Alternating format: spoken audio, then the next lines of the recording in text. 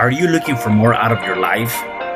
Do you need ideas on how to start new businesses and how to move forward in your own personal life? Well, guess what? You have come to the right radio show. At You Can Overcome Anything podcast show, you will learn and hear from many people from all walks of life who are sharing their challenges, their stories, the habits, and the mind shifts they had to overcome to become who they are today. On top, you will get a chance to connect and see how you can overcome anything by networking and learning about your next move through this radio show. I present to you our great speakers at You Can Overcome Anything podcast show with your host, Cesar Espino.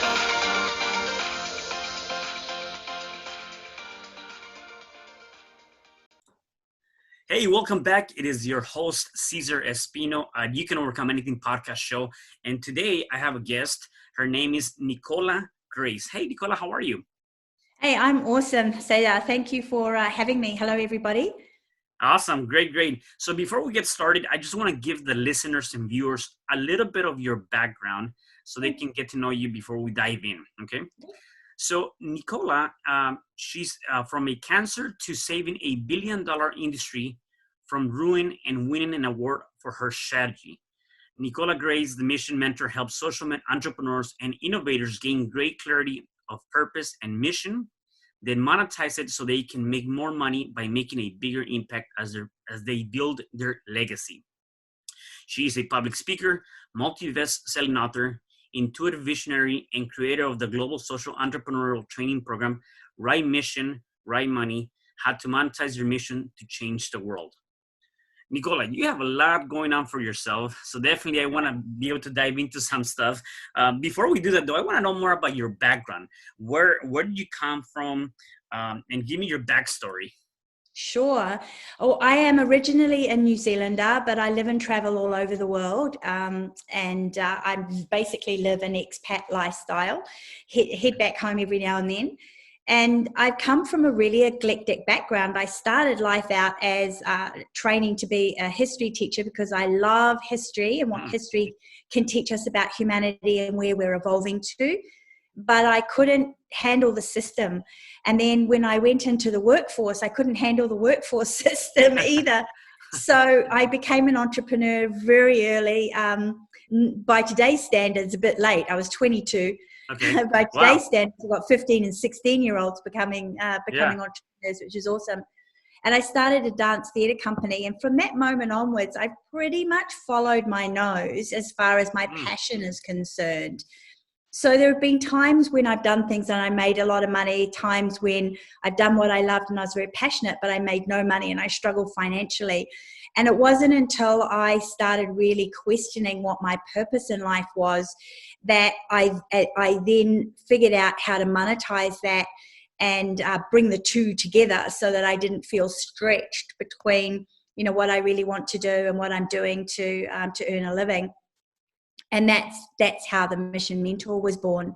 And in between those times, I've been a studier of personal transformation. My mum was an ordained Buddhist, so we had the Bhagavad Gita and all sorts of interesting books on our coffee table as I was growing up. And that was a personal interest of mine. And then I've had cancer a couple of times. That was a really big challenge that I've overcome. And we'll speak a little bit more about that when we get into the meat of the talk, how to overcome anything, because that's where I learned how you can overcome anything. And then the quintessential moment was when I worked with the natural health industry with a strategy that helped them beat back legislation that was going to close them down. The pharmaceutical companies had gotten into the government to put legislation in place that was going to be very anti-natural therapies. So that big win was really the pivotal moment where everything came together. I had cancer for the second time. So at that time, I realized, my goodness, I've achieved this really big thing while I'm fighting cancer, while I'm still trying to figure out the direction in my life.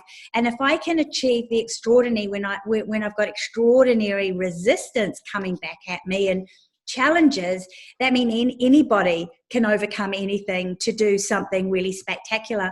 So I put a model together that was the pivotal moments in the campaign that led to the success and created a model for excuse me, people to find what their mission is and monetize that using that success model that I had stumbled across, really. Right. Yeah. So and where do you live now? I mean, I know you say you travel a lot. Where are you nowadays? I'm parked between New Zealand and Costa Rica. I'm building a retreat center as a member of the Evolutionary Business Council. We have a conscious community, Vista Mundo, and the retreat center is being built, and I'm part of that. So I'm between those two in terms of where I hang out, and then traveling in between. Got it. No, that's awesome, and definitely because Costa Rica is a nice place to be. So I wouldn't blame you for not being there. So 22. So at 22, you started your entrepreneurial journey. How long did it really take you to really go from I'm gonna do this and I'm going to be an entrepreneur to really having that pivotal moment? What was that time frame? Gosh, well, it was a long time for me Okay. because I was a flake. I was a spiritual person in the business world with all these spiritual ideas, trying to find the way in a world that was knocking me about in business. So I'd say it probably was 7 years. Okay. Yeah. Like 7 years of trial and error and, getting beaten down, picking myself back up again and trying again. Yeah. Yeah. And maybe the one thing that I want people to listen to is, whether it was 7 years or 5 years or 10 years, doesn't really matter. Really what I wanted to take from this is, what was your drive? Like what kept you continuing to go and move forward? Because a lot of times people tend to get into that, right? And they don't see the result or they don't find what they want to get, and so they give up easily and they go back to something else. So for you, and I want to talk about your purpose too, yet what was it that you say, I'm not going to give up, I'm going to continue to, because it is that lesson after lesson after lesson after lesson, and I'm going to continue to move forward. Yeah, exactly. And that's a really, really good question, and I would say that I think the driving force, remember that times get better. So it doesn't matter how bad things get, I always remember that there's a time when it gets better. In fact, it's going to be really great. But essentially what drives me was the first time that I had cancer, I had to face the fact that I was going to have to call my mum. I was living in Sydney at the time, and I had to call my mum and let her know. And that was more devastating than the news for me, because my mum had lost my dad. I'm the firstborn, and I'm also her only daughter. So that was a monumental mountain for me to pluck up the courage to call her. And I didn't in the end. But that morning that I was plucking up that courage, I had a little girl's voice inside of me say that I haven't done what I came here to do yet. I don't want to die. And I just thought, that is just such a devastating moment. And I physically felt the pain of regret. And like you hear people say, don't do this or do this, otherwise you're going to regret it. And it's just words that go in. But when you're faced with the regret of not having lived a purposeful life, not having contributed what you wanted to contribute, not having completed things, the pain in the body is so excruciating. I screamed until I had no voice, and then I still screamed, but no sound was coming out. That is how excruciatingly, torturously painful regret on point of death is. So I will never go back there again. Yeah. I will never go back to that moment again. I will live my passion. I will live purposefully. I will contribute what I can whenever I can, because I'm not going back there. No, you know what, and I really love that, and that's actually a really great way to put it, and a great message is that at the end of the day, yeah, there's a lot of that. I forget who it was. Somebody mentioned that if you're on your last days and you're laying in your bed, pretty much ready to die, and surrounding you are the ghost of all the ideas and things that you could have done, and now it's too late, and they're telling you, you could have saved me, you could have created something of this idea, now it's too late, right? And so it goes back to what you just mentioned. It's like at the end of the day, I'm glad that, listening to that little voice that told you, it's like, no, like you have something to give. You have something greater to accomplish before you decide to move forward. And so I really love that, because a lot of times people don't think about that, right? I also believe that we're not here forever. And so let's make the best of what we have, and let's create that purpose, right? Which you have, obviously, which is awesome. We take our breath for granted, and we take our day for granted, and we waste far too much time. Yeah, we do. And so now with that, many people might be asking, well, how can I find my purpose? How can I get that? Because obviously is a lot of people say, go ahead and find your purpose. What is your highest intention? That's how I called it, my highest intention. What are you trying to accomplish? And people get stuck on finding that, or even searching for that, or coming up with ideas. What would you say is a way to start tapping into that, to start looking for that purpose of your life? Yeah, and that's a really good question, because there are tons of free videos out there that say, oh, your purpose is to be happy, and it's all very superficial stuff. And when people come to me, they say, I did this, but it didn't give me the details I needed, so I still don't know what I'm doing. And that's because you need to understand that purpose is extremely varied. Think of it as an umbrella with lots of spokes to it. You've got the part of your purpose, which is how you're here to express yourself, who you're here to serve. Ultimately, your mission. What is the legacy that your life leads on the planet? What are the types of messages that you're going to deliver? Like it's a myriad of things coming together to give you the clarity in terms of, well, how does that then translate into a career or a business, or what I actually do in the world? So there needs to be some self-discovery. Got it. Like that, you just need processes and self-discovery to put all of those different pieces together, and then you've got to look at how it segues into the market. The Japanese have a really beautiful way of saying that. They call it ikigai, and ikigai is your passion, your skills, your desires, and then what the market wants, and then what the market is prepared to pay for. And so that's part of the formula that I help people put together, all of those different elements, and then some more. But I think the first thing people can get onto right away is simply write down everything in your heart of hearts you would love to do. What would you really, really love to do? And don't filter it. Now, everything that you write down may not be exactly what your purpose is or what you're here to do, but it'll contain themes and elements.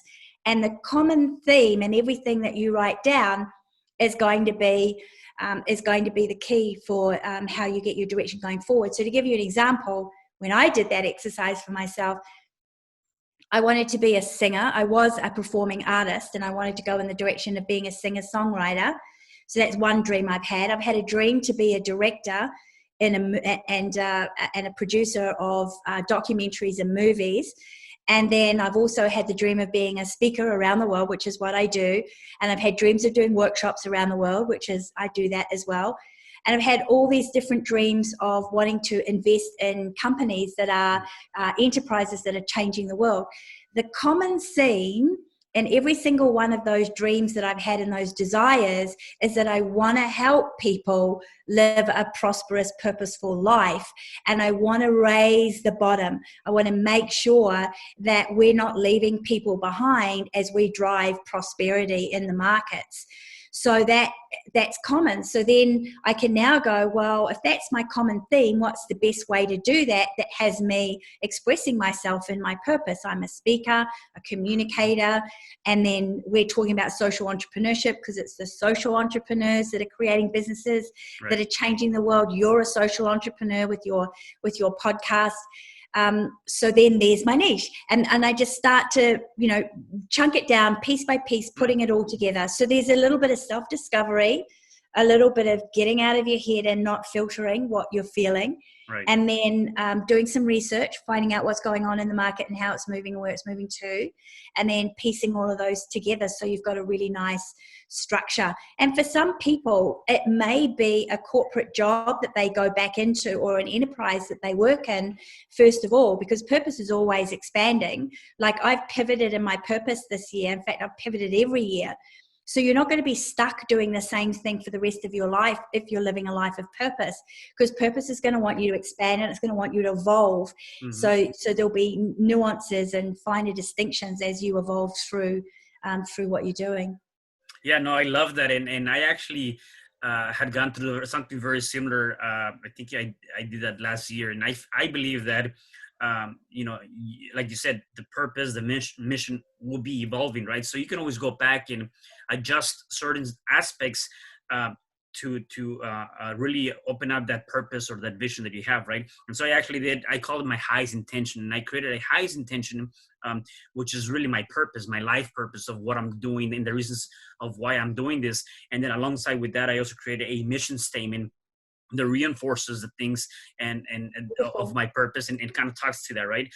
One thing that I'm sure and I like the idea of writing down all of the things that you have in mind, and then start looking at what is it that you want, right? Everything you really love, everything that you really feel.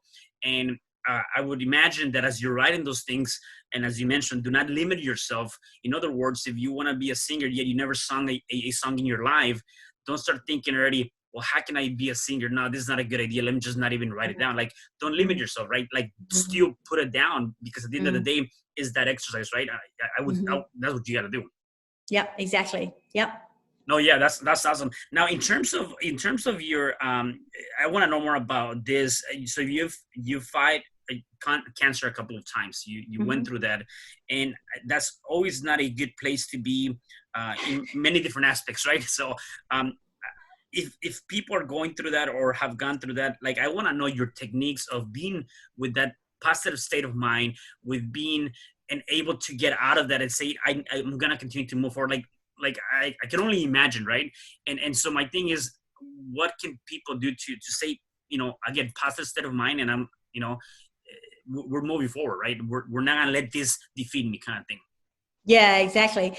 And that's a great question. I've actually just been through this with my brother, who was diagnosed with non-Hodgkin's lymphoma last year. And I've met lots of people who have overcome cancer, and I have lost people who, especially family members, in the last year, 4 of them who didn't make it. And I excuse me, let's get some water. Isn't that interesting that I choke up there? Yeah. So I think survival is complex. I think that ultimately the soul has decided to stay or go, and there's no renegotiating. I think that's it. So for those whose soul has decided to stay, it's finding the fire within you that has the will to live. See, the first time I went through therapy, when I had cancer the first time, I discovered that I didn't want to be on the planet because I felt that people were really cruel and inhumane. And I'm very sensitive to all the injustice in the world. Like, it's something that I can't watch movies, historical movies where human beings have been tortured or really bad things have happened to them. I just can't. I get depressed for months. Yeah. So I've stopped watching those movies. And I just didn't want to be in the world.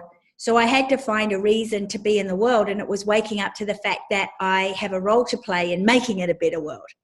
Got it. And then the first time was with leukemia. The second time was melanoma. And when I went through melanoma, it was more like, well, I still don't want to be in the world because nothing's changed since the first time. Yeah. I haven't really made a dent. But it was stepping up and working with the natural health industry that really found my fire in my belly to go up against the machine and roar at it and start teaching to it and communicating to it that, that this fight is ridiculous, and the world would be so much better if we all worked together. And that propelled me forward and out of it. So I think the first thing is you've got to find where you don't have a will to live, and then turn it around and go, well, okay, great. So that's cool. I understand now why I've got a death wish. So it's not really true that I want to die. So now let me find my will to live. Wow. And that's not in the head. That's not in the head. That is a very visceral, physical energy that you feel, this drive driving you in your body. And I think that energy and that vibration is what ultimately fights off the cancer. Got it. Do you feel like that can also be your surroundings, family members, friends, as part of that energy, or is it really more just out in the universe kind of pulling you and saying, hey, you have a bigger purpose?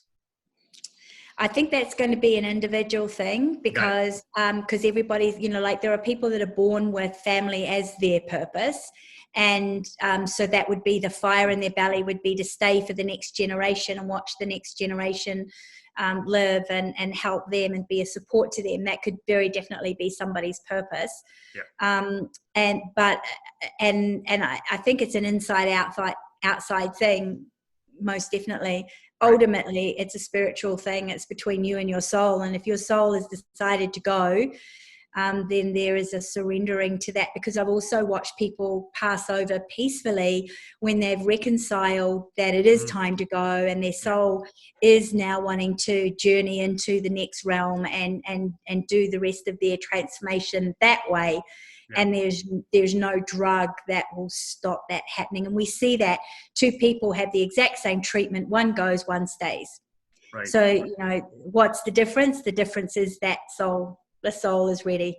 Yeah. And I think along the lines of that, yet more importantly, just in anything that we do, how critical do you think it is for us to have, like the way we think, the information we put in our heads, how we perceive anything in our lives, how critical are those positive or negative thoughts or things that are going in your head, those voices, for you to really come out of anything and or succeed? Yeah, well, I think it's 100% critical. I mean, what is it? Napoleon Hill said in the book, Think and Grow Rich, right? You can't afford the luxury of a negative thought. Well, that's the same in everything. If you're sick, you can't afford the luxury of a negative thought. It's a luxury to think negatively, because that means you're afforded, the non-consequential act of that thought, which you're not. You're not afforded that luxury. So I think it's 100%. And also quantum physicists, I'm really big. I love frontier science. I love what's going on out there in the quantum world. In quantum physics, one of the people that I follow is the Amit Goswami from the Quantum Activist. And he said, he talks in that movie about how quantum particles only ever exist as potential, and it is our consciousness and our intention and our will that drives the potential that it has for us. So that means that I can look at anything in life and I can go, cancer is a potential for me to die, or if it's a potential for me to be reborn. This tragedy might, somebody leaving me losing money, whatever the problem is, it's like that's a potential to be a good thing or a bad thing. Now, if I keep focusing on finding the good in it, sooner or later, only good things ever happen to me, because I only ever see the good in anything, regardless of what's happening, right? Yeah. And that's the way you lift your vibration up and you lift your life up, and you start to literally have everything go your way and come into your flow. And like we're in COVID right now, right? So COVID has the potential to separate us, or it has the potential to bring us together. And all I see is bringing people together in ways that, we were a bit lazy about before, right? Yeah, no, I really love that. I think definitely focusing on the positive versus the negative, or just looking at the good stuff and you're looking at the good things that life or things in general have to offer. So you've done multiple books. You're bestseller on your books. Tell me more about the books that you have. What inspired that to write those books, and what was kind of your purpose with that? Sure. The first one is out of print, and that was really the story about how I overcame adversity through the power of my mind. And it was all about taking my life and showing you, demonstrating how by changing my inner world, my outer world changed. That's now out of print. You can get it in the library in Australia, but that's about it. The second book, Discover What You're Here to Do, that came out of a year where I did a lot of life purpose consultations with people, and everybody was saying these exact same words. I feel like I've got something else to do, or I feel like there's something else that I'm supposed to do. right? I feel like I'm here to do something. They were saying these words. So I thought, love marketing. And so I thought, well, if I'm going to call a book something, I might as well say the words that people are saying and put discover in front of it. So that's how discover what you're here to do is. Then I was invited to be a feature chapter in a book called Ready Aim Captivate with Deepak Chopra and Jim Stovall and a number of other really great authors, Natalie Ledwell from Mind Movies.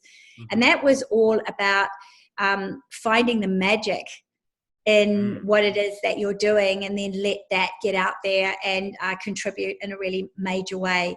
And then there have been a number of other books that I've featured in. And my next book that I'm actually writing right now is The Purpose Pivot. And that's almost ready.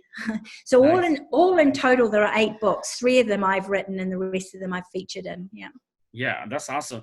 I like what you said on the one that's only in Australia. Maybe you got to go to the library there and get it, or read it at least. Working on your inner self. You mentioned something like working on your inner self to have the results and have what you want on the outer world, right? Can you elaborate more on that? Yeah. Your outer world is it's an outward picturing of the picture you have inside.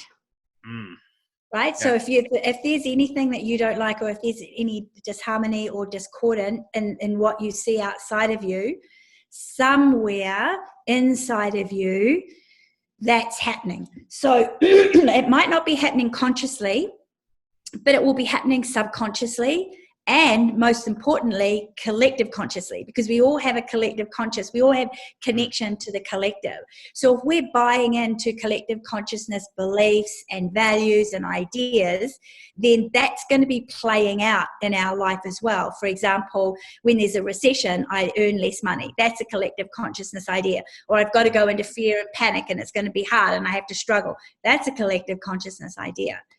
So that all is within us. So it's not just about the inward picturing that we've got of us personally, consciously, but where we're bought into and attached to collective consciousness, belief thinking, and lie matrices, I call them, matrices of lies. No, that's awesome. And then the other thing you also do is you're a motivational speaker, and you have been featured as one of the top motivational speakers. Where do you speak, and what are some of the topics that you talk about when you're on stage? Sure. I speak country-wise, the countries that I've spoken in the most are Australia, Europe, and America. I've also been to some places in Southeast Asia, India. I was at the Women's Economic Forum. So I speak in a variety of places. I speak at forums, I speak on other people's stages, and I do a lot of speaking on podcasts and video shows and so on. And then I do my own speaking events as well too. So I'm focusing on 2 core ideas that really dovetail with each other. And the first one is that when we discover our purpose and we monetize our mission, we're not only going to transition out of working for a living, we're going to transition out of the monetary system as it is right now. Because at the moment, it's based on exploitation, people at the top making a lot, people at the bottom not making much at all, because there is a level of value placed on certain things as opposed to a level of value placed on everybody showing up and putting effort in. And I think that's where we're moving towards. We're moving towards more egalitarian monetary system. I don't know how long it'll take, maybe 10 years, maybe 20 years. Yeah. I don't know, but I'm pushing for it to happen as fast as possible because people are suffering. So that's what I talk about. And then what's your role in that? Like, is your role to create a business or a social enterprise or to work as an entrepreneur in a corporation? Like, what's your role in that? And then the other dovetailing idea is that part of your purpose is also to wake up and realize that you are a creator. Not only are you a creator of your own reality, you're part of creating the world that we live in. And we've been doing it unconsciously. Now it's time for us to all get together, cooperate and collaborate so that we consciously start creating what comes next. Eckhart Tolle's called it the new earth, or 5 5D conceptual, vibrational sort of platform of operating from. And that's the next step, because as entrepreneurs do give and they get their money sorted, they are naturally going to be saying, but I could do more and I could give more, and I really want to see that change in the world. And that's when we pivot to that, what I call it the purpose pivot, when you pivot into that really, that really big stage of what that platform is to do that really next big thing. And for some people, it's staying at home, meditating and raising their own vibration. Other people, it's going into politics. Other people, it's starting a unicorn business. I mean, everybody's going to have an individual expression of what that big thing is for them. Right. And it comes down to, obviously, they're creating a bigger impact, and really monetizing that. And that's really what you work on, right? Your whole program is about being able to do that, right? Yeah. And then there's the transformation side of the leadership side. It's like, now you're doing that. In order to succeed at it, you're going to have to undergo some personal transformation, because who you are right now has got you to where you are. It is not who will get you to where you want to be. You have to become a better version of yourself. You have to pull something out of yourself that is there, and you might not even realize is there. And so is that constant, education, growth? I mean, it's like it never ends, right? Like, I think if you want to, in any journey, specifically in the entrepreneurial journey, I feel that you always got to be educating yourself. You always got to be learning and just getting more and more and more, right? It's never going to end. Otherwise, Exactly. That is so true now more than any other time in history, because we're on the back of, we're coming out of the COVID recession. We're going to go into a global recession. People are calling it a depression. I don't look at it that way, because I look at it positively, because they're looking at the capitalist industrial system, and you bet it's going to go into a depression. But what's not going to go into a depression are the new technologies that are building the new infrastructure and building the new society and building the new way. That's gonna rocket. So that's gonna require all of us to re-educate. Like, I am aware that a part of my business is being made redundant as we speak by AI and robots. So I'm pivoting into a new expression of my purpose, because that part of my expression is being made redundant. And, people don't realize the coaching industry in particular is going to get a really big whack soon when they have a little robo coach. You got this little robot, like the very first Apple Mac, right? How Apple Mac disrupted everything. People can afford this little robo coach, and it's there giving you the best advice from the best coaches around the world at the push of a button, right? Yeah. That's where we're headed, coaches. So you got to re-monetize. You got to re-pivot. You got to pivot. And repurpose. And I love that. Actually, you're right. We have to look at how can we, and then that's one thing that I tell people too, right? Like right now, specifically in this time, we got to find a way to really become a better, whatever we're doing in our business, it has to be a little bit better. Like there's an opportunity to reinvent. That's the word I was looking for. Reinvent what we have going on, because you just, with everything going on, you have to do something to reinvent. Otherwise, you might end up getting left behind, right?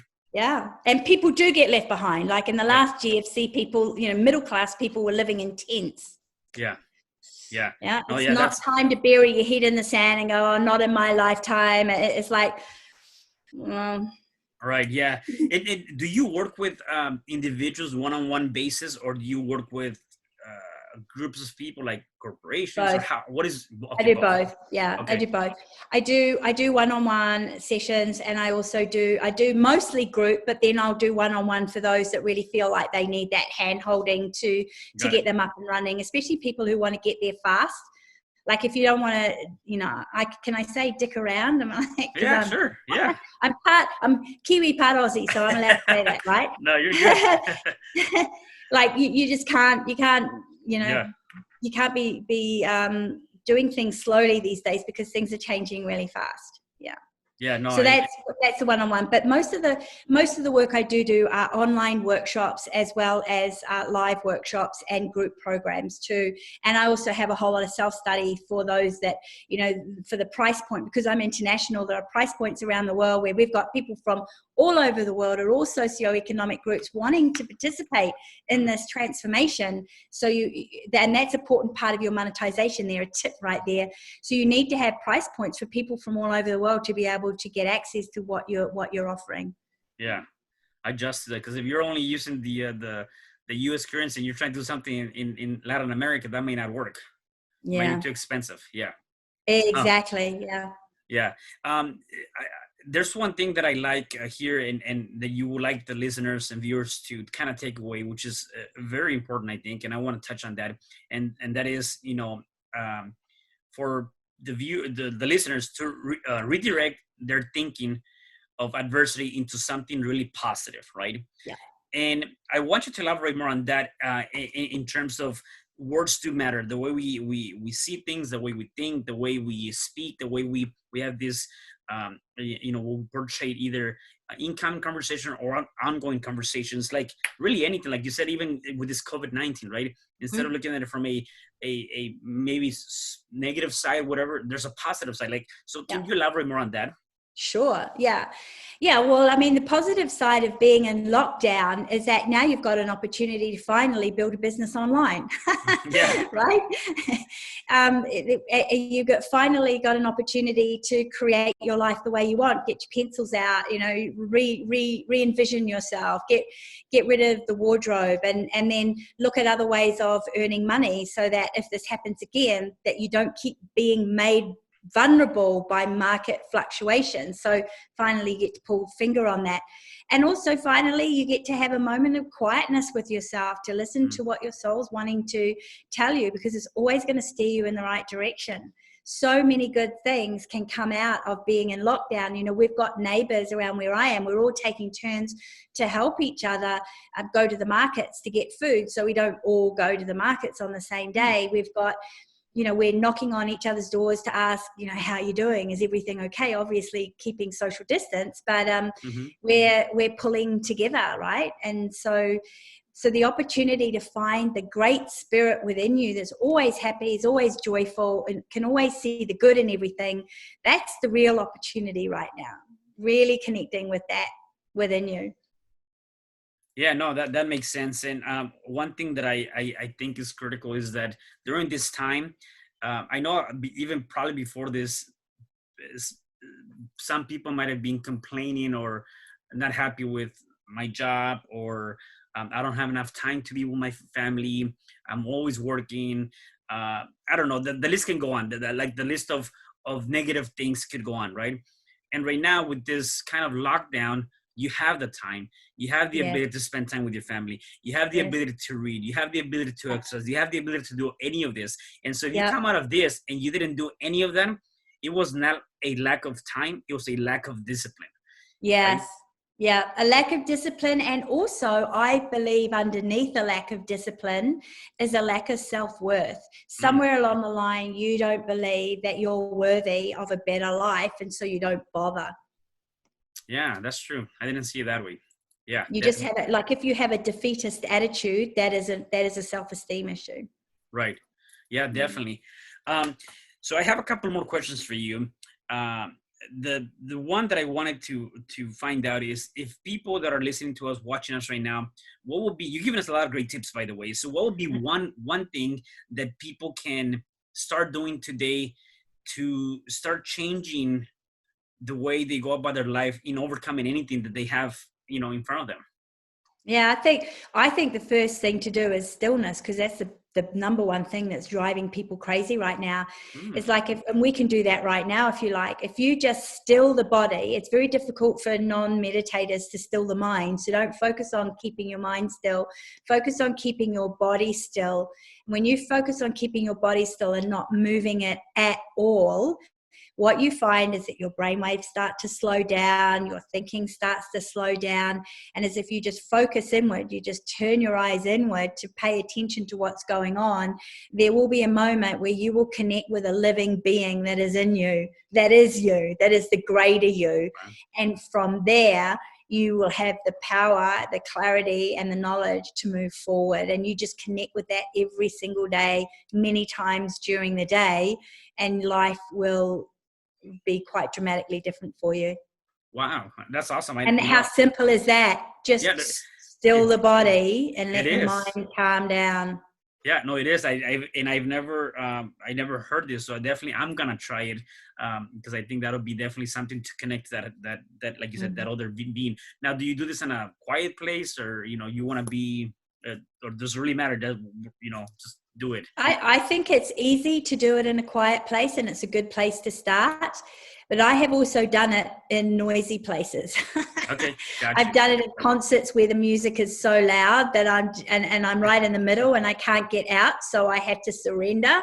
And I'm just sitting there and I'm just stilling everything down, quietening everything down, so that I don't get into a panic mode or I don't get into anxiety. I've done it, in traffic. Okay, I haven't closed my eyes, but I've definitely just stilled the body while I've been stuck in traffic for 20 minutes and it hasn't moved an inch. Yeah. It's not even inching along. We're all stopped.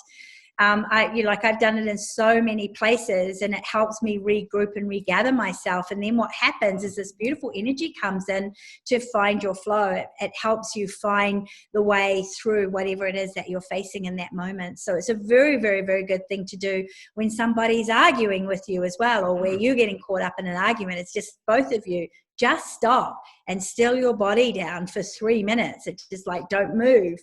And then calm down, and then start coming forward with, with what it is that you want to say. And you'll find that what you want to say is probably something quite different from what you were saying. Said. Yeah, definitely. Awesome. And then in terms of what do you do daily in terms of either habits, disciplines that have really helped you out? Like, I know I have certain things that I do every day. No matter what, I'm going to do those things. What do you do? Yeah, I have a power hour, which is my first hour in the morning. And the first hour in the morning is that I declare that I'm a creative, omnipotent being. I think that's one of the gifts that we've got people out of this podcast. So that's the first thing I do. So I remind myself who I am, that I'm not this body and I'm not in limitation. And then I create my day. It's like, today, this is what I'm going to experience. And I'm doing all of that lying in bed before I sit up. Like, it's that instant I wake up, it is the first thing I do. So I drown my head with good things that are going to raise my vibration. I don't start thinking about my day. I don't start thinking at all. I start programming. It's like, I'm right, because that's when the mind is the sponge. Yeah. I do not miss that time. I'm very, very disciplined about that part. And then I usually get up and I move for 8 minutes. It's like, just move the body. If I'm going to do a workout in the morning, it usually comes later, but I just move. And then I'll sit down and I'll write my affirmations. I'll look at my goals. And then after that, when I feel good, I start listening to something that's very positive and uplifting. And while I'm listening to that, I like listening to binaural beats or subliminal music that's, programming in the background. That's when I'll plan my day, or if it's the beginning of the week, when I'll plan my week. Yeah, no, I love that. And definitely, I think that every person that has been successful as you have, really create, disciplines or create habits that, you follow every day. Right. And I think, just in general, it's a good practice to do. And I do that myself too, when I wake up, and right before I go to sleep, I do also similar stuff as I do in the morning. And it's just like, again, based on what you just mentioned, your mind is a sponge. When you wake up, and then right before you want to go to rest, you want your mind to remember the things that you were doing, right? So I do that too. Exactly. Yeah, exactly. So like, I never watch violent or fearful movies. I love the Bourne Supremacy, but that's the kind of movie I would watch in the afternoon. I would not watch that in the evening, that whole series. So I don't watch those movies at all at night, because your mind is starting to become more impressionable as things quieten down. So you want to be watching some really positive stuff if you're watching anything at all. Yeah. I actually gave up TV several years back for the same reason, because I wanted to make sure that I have the right type of programs coming into my mind. And there's so much negativity with the news and just shows and things like that. I'm like, so definitely, check that out. So Nicola, if people wanted to connect with you, how can they connect with you? Well, I think we've got a couple of free gifts, haven't we? Did my assistant gave you some free gifts? I've got a guide, which is a guide that you can download, and there's some videos of me teaching you the formula of how to discover your purpose and monetize it and figure out what you want to do in the world and your contribution, your natural skills and talents and so on. So that's called the Purpose to Profit Guide. And then there's another guide, which is the more spiritual side, which is the omnipotent presence. And that's really about getting in touch with that being inside of you that's all powerful and all creative, so that whatever it is you do when you're on purpose, that you make sure that you're coming from the operating system that is going to allow you to succeed and allow you to reach your goals and dreams and make the biggest contribution you can. Yeah, no, definitely. And I'll definitely have that information on the comments below. Down below.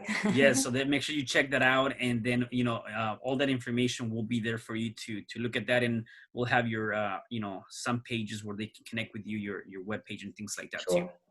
Great. All right. Thank you. Awesome. Nicola, anything else you want to say before I let you go? I really had a great time, by the way, speaking to you and really getting to get so much information, so much knowledge. I love our conversation. Sure. Thank you. Yeah, it's been great. It's look, the one thing is to just really get your head around the fact that we are living in unprecedented times. It is 1,000 times more powerfully changing than the Industrial Revolution. We are in the process of creating new societies, new ways of thinking and being, and you want to be part of it. You don't want to be an observer to it, because then you can get to contribute your values.